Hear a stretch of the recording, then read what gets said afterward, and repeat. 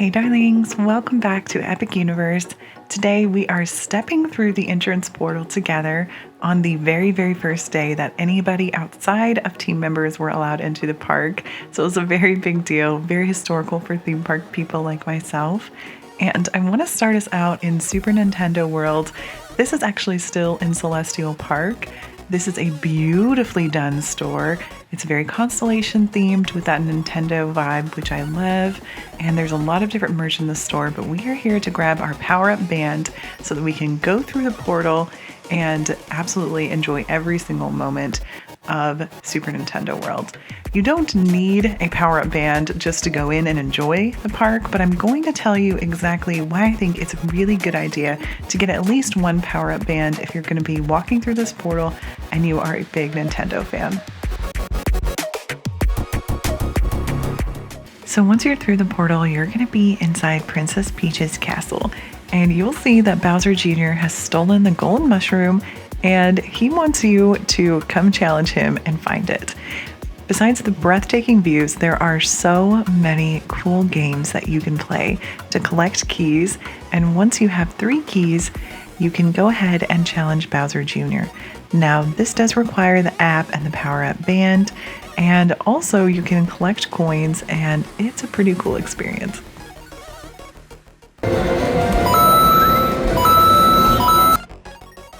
Outside of collecting coins and playing all of the different games here in Super Nintendo World, you can also go on several different rides, and one of my favorite was Yoshi's Adventure. Yoshi's Adventure is super cute. This is just the line for the ride. We're not even on the ride yet, and it's already adorable.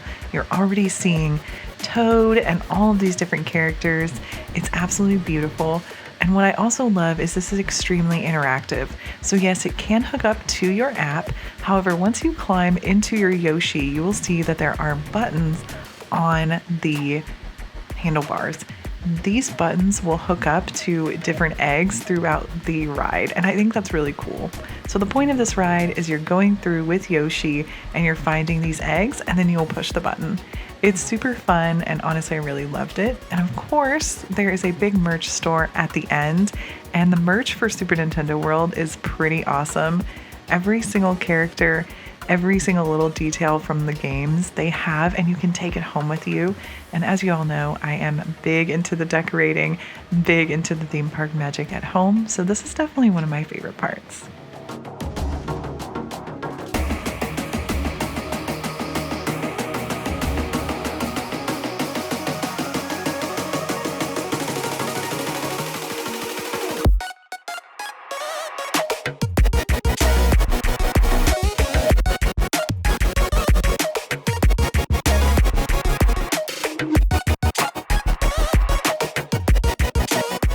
After you've enjoyed the main area of Super Nintendo World, you can head into Donkey Kong Country where you will find Minecart Madness.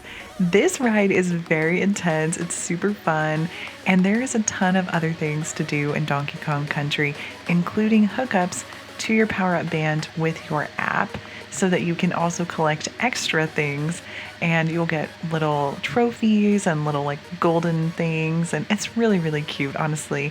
And the other thing is that you can have more than one player on one app, so you really only need one phone with one app, and then you can have multiple power-up bands.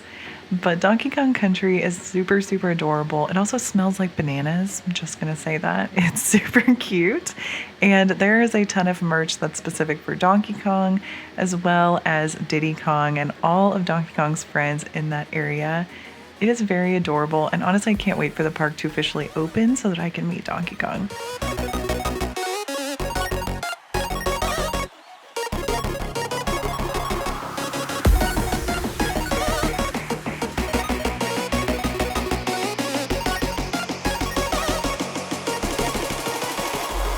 So as I was finishing up my merch haul, I saw Mario and Luigi, and I know that eventually they will be joined by Toad. Princess Peach will start making appearances. Donkey Kong is going to be making his appearance. And I really wish they would have brought Bowser here, because I know in the Japan park they have Bowser. So maybe I can keep wishing about that. But make sure you stick around for nighttime. And now we're going to walk through a very different portal where we can meet some dragons.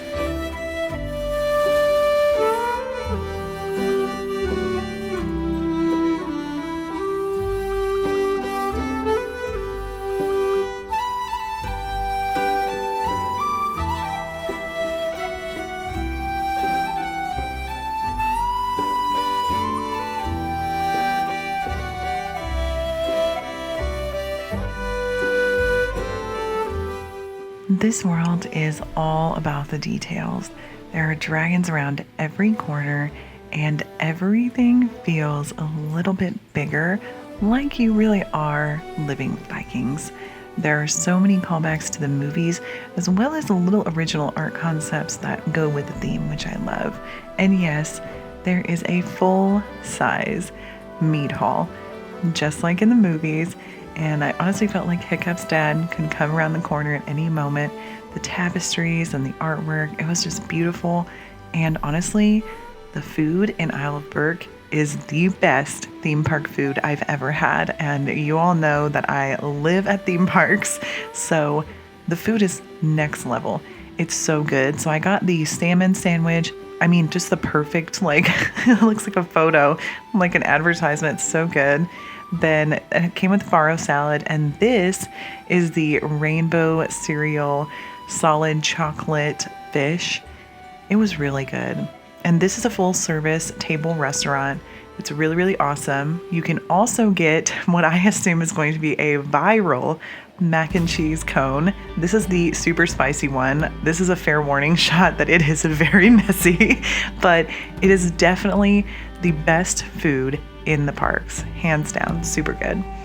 There's also a ton of chances to meet dragons, so you can definitely meet Toothless here in the park, but there's a little store that I want to take you to before we go over. The store is inspired by our favorite Viking himself, Hiccup. It's Hiccup's workshop, and it's right by the Untrainable Dragon show, which is also incredible. I recommend that. But the best thing about this is it really feels like you're in his workshop. There's things laying everywhere, beautiful design with all the blueprints. It has some of the best merch for sure. Look at the little backpack with the dragon tail hanging out. I loved that. And there are also amazing hoodies. This is definitely my favorite piece of merch in the parks. Absolutely amazing. So I loved that. There are shields. You can get fully geared up to be a Viking for a day.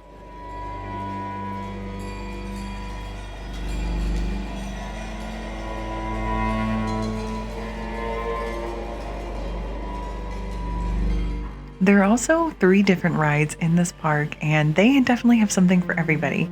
You have Dragon Racers Rally, which is a super fun ride. Hiccup's Wing Gliders, which is the roller coaster. It's a little bit intense, but it's super fun. They also have Fire Drill, which is more for smaller children. And I think that's great that they have something for everybody. Another wonderful store that I wanted to take you to is How to Treat Your Dragon. The details in this store are amazing. I've never seen so many colorful paintings of different types of dragons. And one thing that I really love about the store is they have a variety of different sweets. The whoopie pies are incredible. And they have the mystery dragon eggs. So these are solid chocolate eggs, but they also come with a little card about a dragon, as well as a little treat, which is the chocolate egg. So it's a really fun way to get people involved. You can come back again and again and get different dragons, which is really fun. And this is the fire drill ride I mentioned earlier. It is super cute and fun, and everything in this world is just huge. Everything in this world has so much detail. It's super, super big. You're going to turn around and you're going to see a dragon poking his head out of the house, and it's super amazing, and it really is moving. And I loved that. There are so many restaurants. There's so much merch. Honestly, I think this is probably one of the best parks that I've ever been to. Now I want to show you the entrance to the park, which is Celestial Park. So this is ruled by the lunar goddess, and there are a ton of different artists, different characters that are exclusive to Celestial Park. And the entire theme is very much stars floating through space, space between worlds, if you will. And one of the best things about this area is the Moonship Chocolate Shop. And I love how beautifully decorated this is. You genuinely feel like you're in a little hot air balloon floating through space. And there is a mascot for this area, and I think he's going to become pretty popular over the next few years.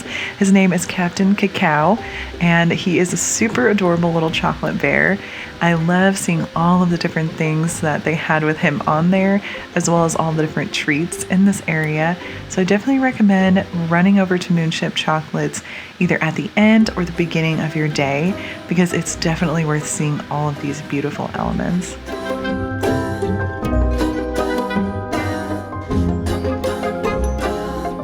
Since this is at the beginning of the park, you're going to see a couple of different shops outside of just the Moonship Chocolate. So you will see Other Worlds Mercantile, which has absolutely all of the merch that you could ever want from all of the other worlds, and it's a beautiful celestial theme as well.